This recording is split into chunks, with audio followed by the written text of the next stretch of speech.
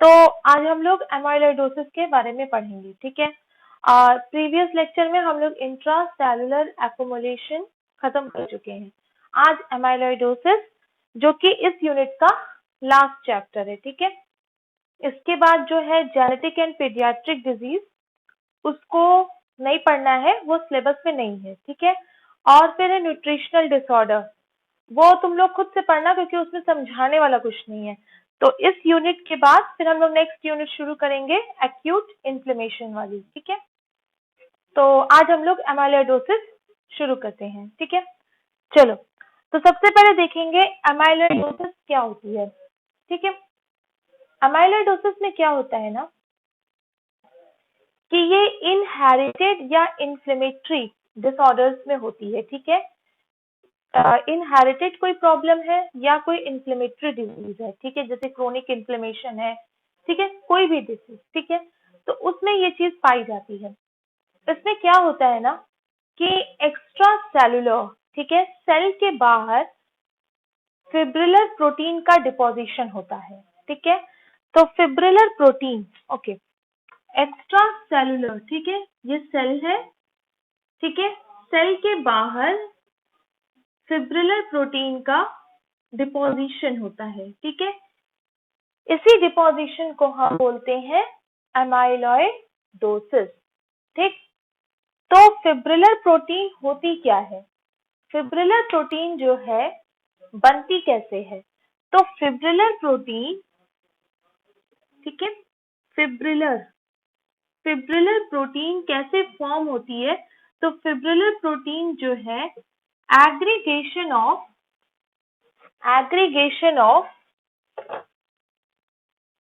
Misfolded protein से बनती है, ठीक है।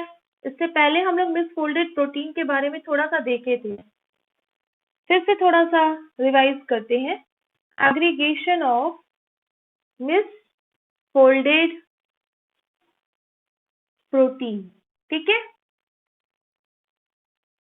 ठीक है। मिसफोल्डेड प्रोटीन के एग्रीगेशन से फिब्रिलर प्रोटीन का फॉर्मेशन होता है, जो कि सेल के एक्स्ट्रा सेलुलर जो स्पेस होती है उसमें डिपॉजिट होती है, ठीक है।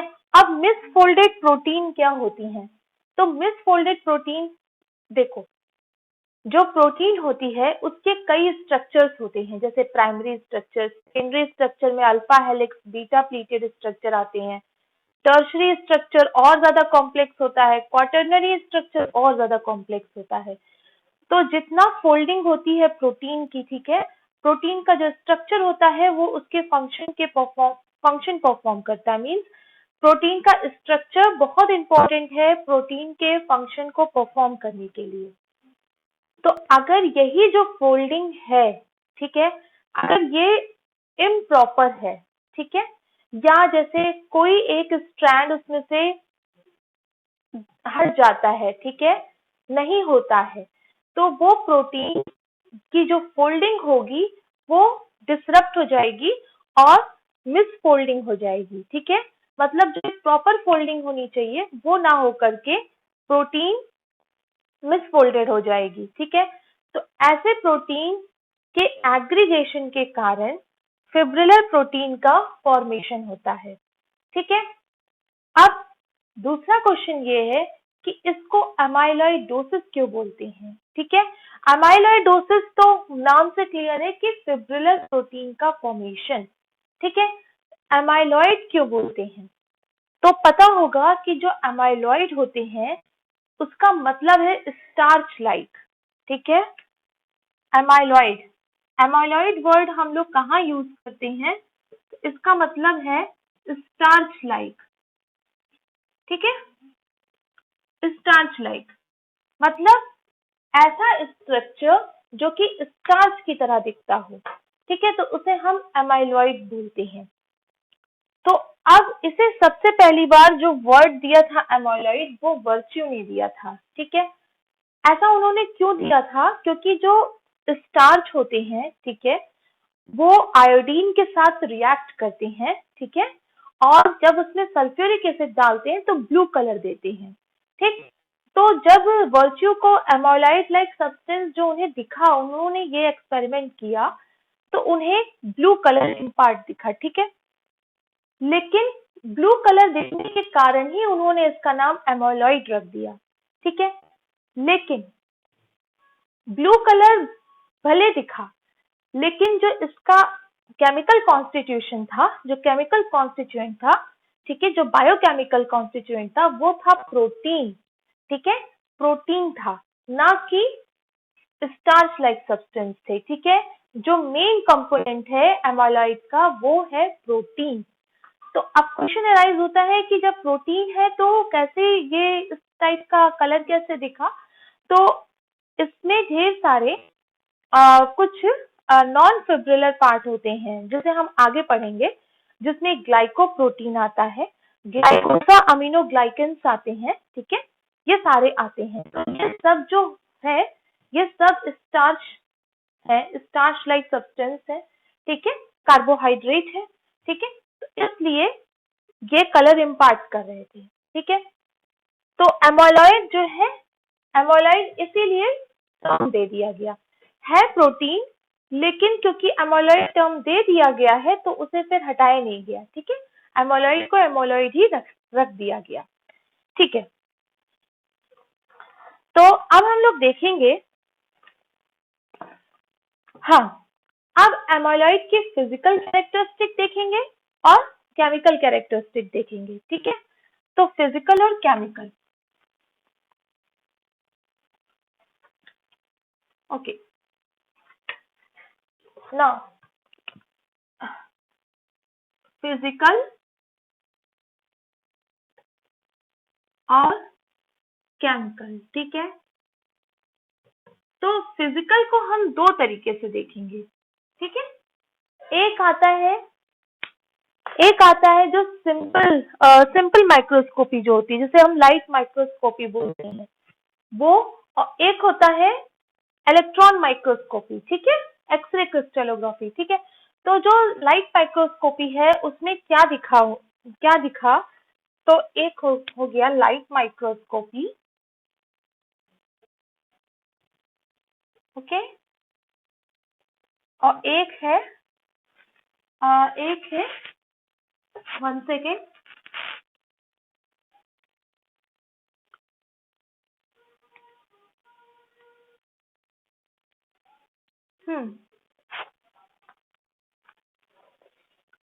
एक है एक्सरे क्रिस्टलोग्राफी कह दें या फिर हम लोग के इलेक्ट्रॉन माइक्रोस्कोपी, ठीक है, इलेक्ट्रॉन माइक्रोस्कोपी बोलो, ठीक है, ओके। तो लाइट माइक्रोस्कोपी में हमें दिखता कैसा है, लाइट माइक्रोस्कोपी में क्या दिखता है, तो हमें फिब्रिलर प्रोटीन्स दिखते हैं, ठीक है, सेल्स के बाहर, ठीक है, ठीक है, वही सेल के बाहर दिखता है फिब्रिलर प्रोटीन, ठीक है। जब उसे हम HNE से स्टेन करते हैं, ठीक है, HNE मतलब हिमेटोजाइलिन एंड इयोसिन से जब स्टेनिंग करते हैं तो एमोलॉइड हमें होमोजीनस दिखता है, ठीक है। होमोजीनस मतलब एक जैसा, ठीक है, स्ट्रक्चर एक जैसा दिखता है, ठीक है। होमोजीनस दिखता है मतलब एक ही जैसा सब दिखेगा, और सेल के बाहर डिपोजिशन दिखती है। अच्छा, फिर उसके बाद इलेक्ट्रॉन माइक्रोस्कोपी में जब हम लोग देखते हैं तो हमें क्या दिखता है, हमें दिखता है कि जो ये फिब्रिलर प्रोटीन है इसकी अरेंजमेंट कैसी है। तो इसकी अरेंजमेंट बीटा प्लीटेड शीट की तरह है, ठीक है, जो कि प्रोटीन के सेकेंडरी स्ट्रक्चर का पार्ट है, ठीक है, अल्फा हेलिक्स और बीटा प्लीटेड। तो हमें कैसा दिखता है इलेक्ट्रॉन माइक्रोस्कोपी में, तो बीटा प्लीटेड स्ट्रक्चर दिखता है, ठीक है, बीटा प्लीटेड स्ट्रक्चर दिखता है। और ये स्ट्रक्चर में क्या होता है कि इसमें दो ऐसे, ठीक है, दो ऐसे पार्ट होते हैं जो कि आपस में कनेक्टेड होते हैं, ठीक है, आपस में कनेक्टेड होते हैं बॉन्ड के थ्रू, ओके। तो इस तरीके से बीटा प्लेटेड शीट दिखती है हमें, ओके। तो प्राइमरी मतलब इसका जो स्ट्रक्चर है वो बीटा प्लेटेड शीट का स्ट्रक्चर होता है, ओके। अच्छा, एक चीज और, जब इसे हम कॉन्गो रेड एक स्टेन है, उससे जब स्टेनिंग करते हैं, ठीक है, और ये जो शीट है ना, ये हेलिक्स के फॉर्म में होती है, ठीक है, ओके, हेलिक्स के फॉर्म में होती है, ठीक है, हेलिकल होती है, ओके, ऐसे करके, ठीक है, हेलिकल टाइप की होती है, ओके। तो जब हम लोग कॉन्गो रेड से स्टेनिंग करते हैं तो वो कॉन्गो रेड जो है जा करके बीच में ऐसे प्रेजेंट हो जाता है, ठीक है, स्ट्रक्चर के, ठीक है। तो इसके कारण क्या होता है, इसके कारण एक जब हम लोग इलेक्ट्रॉन माइक्रोस्कोपी में जब देखते हैं तो हमें बाई रेफ्रिंजेस दिखते हैं, मीन्स कि बाई रिफ्रैक्टिव, बाई, हाँ, बाई रिफ्रैक्टिव होता है, मतलब शाइन करता है, चमकता है, ठीक है, रिफ्रैक्शन, तो ये चीज दिखती है हमें, ओके। नाउ अब हम केमिकल की बात करेंगे, तो केमिकल कॉन्स्टिट्यूएंट में देखेंगे कि जितने भी एमोलॉइड होते हैं, ठीक है, सारे के सारे एमोलॉइड का जो स्ट्रक्चर है, ठीक है, जो बेसिक स्ट्रक्चर है वो तो है बीटा प्लीटेड, ठीक है। तो मॉर्फोलॉजिकली, ठीक है, मॉर्फोलॉजिकली जो अपीयरेंस है वो सेम दिखता है, जितने भी एमोलॉइड है सबका अपीयरेंस सेम है मॉर्फोलॉजिकली, ठीक है, जो स्ट्रक्चर फॉर्म होता है। लेकिन जो जो उसके अंदर का केमिकल कॉन्स्टिट्यूएंट है, मीन्स उसमें जो फिब्रिलर प्रोटीन है वो अलग अलग प्रोटीन से बनी हुई है, ठीक है, एक ही प्रोटीन नहीं है, ठीक है, आगे चल के देखेंगे कितने तरीके की प्रोटीन्स है। तो अभी जो खोज की गई है उसमें 20 प्रोटीन्स है, तो 20 डिफरेंट प्रोटीन से जो है तुम्हारा एमोलॉइड बनता है। ये दिमाग में नहीं आना चाहिए कि 20 डिफरेंट प्रोटीन एक ही में है, ठीक है, एक में नहीं है, 20 डिफरेंट प्रोटीन अलग अलग है, उसके अलग अलग एमोलॉइड है, ठीक है, ओके। तो मॉर्फोलॉजिकली ये स्ट्रक्चर सेम होता है, लेकिन जो उनका केमिकल कंपोजिशन है, जो प्रोटीन है, वो डिफरेंट प्रोटीन होती है, ठीक है, ओके। तो अब हम लोग देखेंगे कि इसमें जो स्ट्रक्चर है इसके दो पार्ट हैं, एक है फिब्रिलर प्रोटीन, एक है नॉन फिब्रिलर प्रोटीन, ठीक है, एक है फिब्रिलर और एक है नॉन फिब्रिलर, ठीक है। तो जो फिब्रिलर प्रोटीन होती है वो इटसेल्फ 95% एमाइलॉइड का फॉर्म करती है, ठीक है, और जो नॉन फिब्रिलर प्रोटीन है वो 5% फॉर्म करती है, ओके, ठीक है। तो फिब्रिलर प्रोटीन मेन है और नॉन फिब्रिलर प्रोटीन डिफरेंट है। तो अभी हम देखेंगे कि कौन कौन से फिब्रिलर प्रोटीन्स हैं और कौन कौन से नॉन फिब्रिलर प्रोटीन हैं, ठीक है। नाउ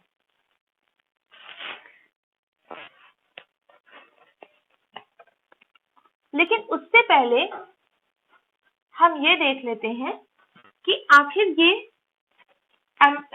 ये होता क्यों है, होता कैसे है, ठीक है। तो देखो, प्रोटीन की मिसफोल्डिंग हो रही है, ठीक है, तो दो कारण से प्रोटीन की मिसफोल्डिंग हो सकती है, या तो नॉर्मल प्रोटीन का फॉर्मेशन हो रहा हो, ठीक है,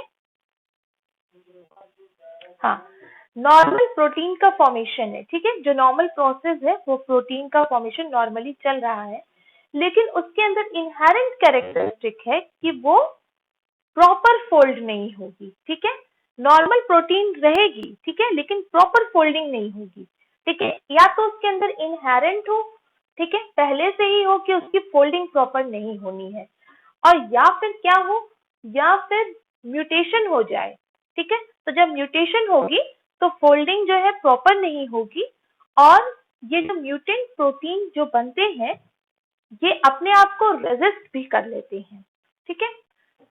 तो कैसे होता है, तो पहले देखते हैं कैसे होता है। अगर जो मिसफोल्डिंग है, ठीक है, ये एक नॉर्मल प्रोसेस है, ठीक है, नॉर्मल प्रोसेस है, तो जब जो मिसफोल्डिंग है उसको जो है, मान लो प्रोटीन बन रही है, ठीक है, प्रोटीन बनी, फोल्डिंग प्रॉपर नहीं हुई, ये एक नॉर्मल प्रोसेस है, ठीक है, मिसफोल्डिंग हो गई, तो जो मिसफोल्डिंग पार्ट होगा वो या तो इंट्रासेलुलरली या एक्स्ट्रा सेलुलरली डाइजेस्ट होके बॉडी से बाहर हो जाएगा, ठीक है, डाइजेस्ट हो जाएगा, ठीक है। तो हमारे तो जब डाइजेस्ट हो गया तो बॉडी में स्टोर ही नहीं होगा, ठीक है। या तो इंट्रासेल्युलरली, देखो मिसफोल्डेड प्रोटीन, ठीक है, मिसफोल्डेड प्रोटीन, ठीक है, मिसफोल्डेड प्रोटीन, या तो इंट्रासेल्युलरली, ठीक है, या एक्स्ट्रा सेल्युलरली,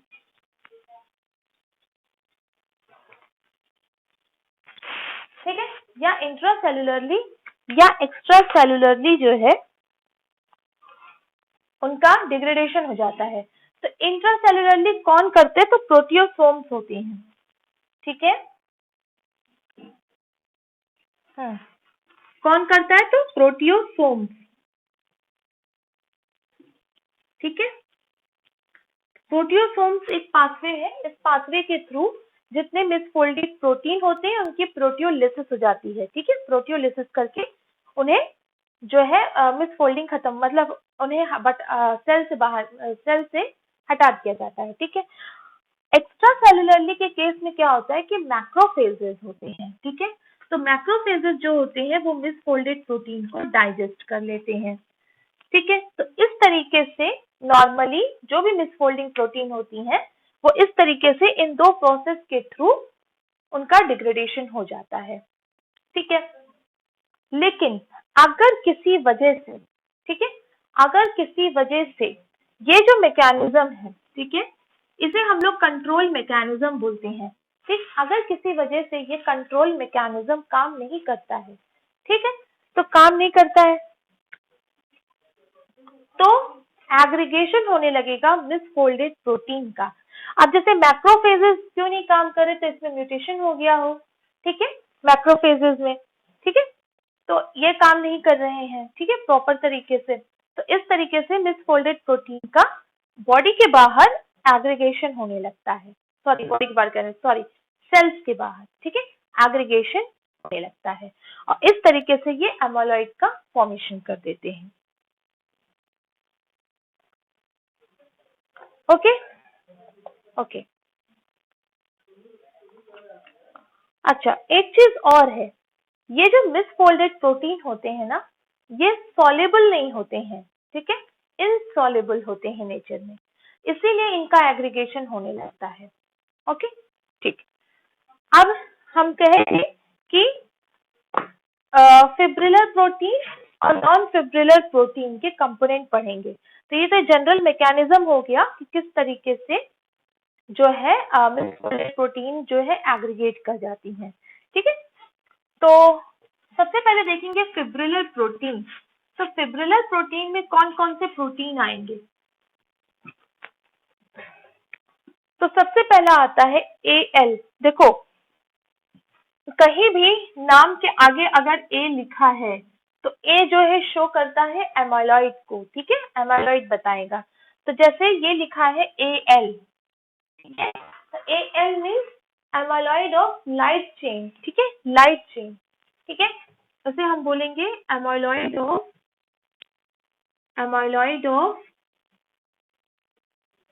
लाइट चेन। अब दिमाग में आना चाहिए कि लाइट चेन और हैवी चेन हम लोग किससे बोलते हैं। तो लाइट चेन और हैवी चेन जो है किसमें आती है, तो एंटीबॉडीज में आती है, ठीक है, किसमें आती है, तो एंटीबॉडीज में। तो यहाँ पे एंटीबॉडी की बात हो रही है।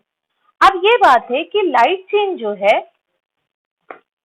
ठीक है, लाइट चेन जो है वो क्या इंक्लूड करती है, तो या तो अमाइनो टर्मिनल होगा, हाँ, या तो कंप्लीट लाइट चेन हो जाएगी, ठीक है, जो लाइट चेन होती है कंप्लीट हो जाएगी, या फिर लाइट चेन का जो अमाइनो टर्मिनल है, ठीक है, अमाइनो एसिड का जो टर्मिनल है उसका फ्रैगमेंट, ठीक है, पता होगा एंटीबॉडी का स्ट्रक्चर, ठीक है, हो गया, ठीक। तो ये लाइट चेन हैवी चेन रहती है, यहाँ पे अमाइनो टर्मिनल होता है, ठीक है, तो वही कह रहा है या तो अमाइनो टर्मिनल, ठीक है, या पूरा लाइट चेन, या दोनों इन्वॉल्व हो सकते हैं एक साथ। ओके, तो ये हो गया हमारा एमाइलॉइड ऑफ लाइट चेन, ठीक है। फिर दूसरा आता है AA। AA का मतलब क्या हुआ? amyloid of associated protein। ठीक है, amyloid of associated protein। ठीक है, AA का क्या मतलब है? amyloid of associated protein।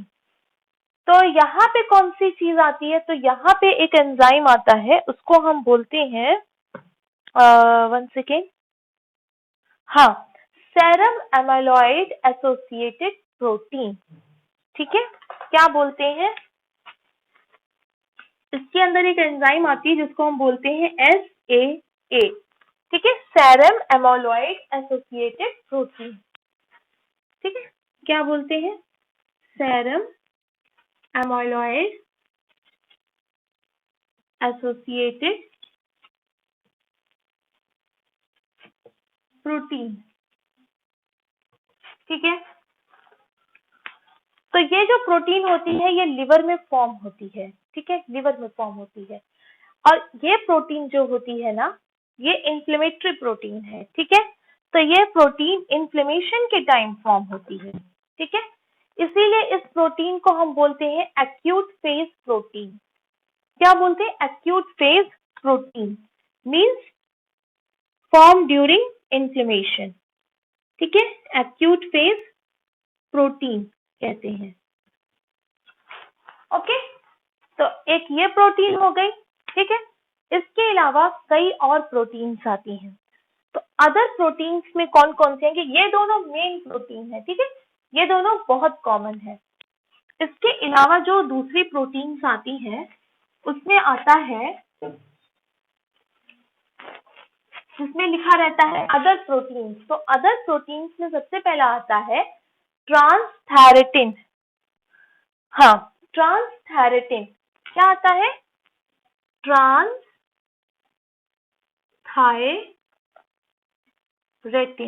ठीक है, ओके, ट्रांसथैरेटिन। ठीक है, ये भी लिवर में है। ठीक है, हाँ, लिवर में है। लिवर में देखेंगे ट्रांसथैरेटिन, देखो नाम से क्लियर है कि ये दो प्रोटीन को दो चीज को ट्रांसपोर्टेशन में हेल्प करता है। ठीक है, तो THR मतलब थायरॉक्सिन, और RETIN मतलब रेटिनॉल। ठीक है, तो रेटिनॉल और थायरॉक्सिन के ट्रांसपोर्टेशन में ये हेल्प करता है। ठीक है, अब क्या हो कि बाय चांस जो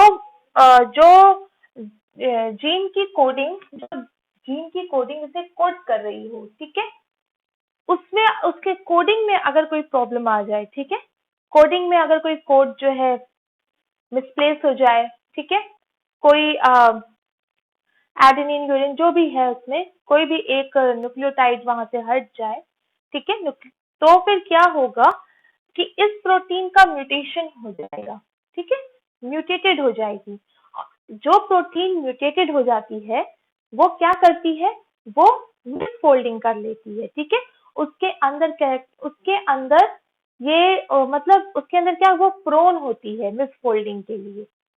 ठीक है, ऐसी प्रोटीन मिसफोल्डिंग के बहुत प्रोन होती है। ठीक है, और ये अपने आप को रेजिस्ट कर लेती है। किस चीज से रेजिस्ट करती है? तो प्रोटियोलिसिस से। ठीक है, प्रोटियोलिसिस मीन्स प्रोटीन का डिग्रेडेशन, उससे अपने आप को ये रेजिस्ट कर लेती है। इस तरीके से ऐसी प्रोटीन का भी एग्रीगेशन होने लगता है। ओके, ट्रांसथैरेटिन के बाद आती है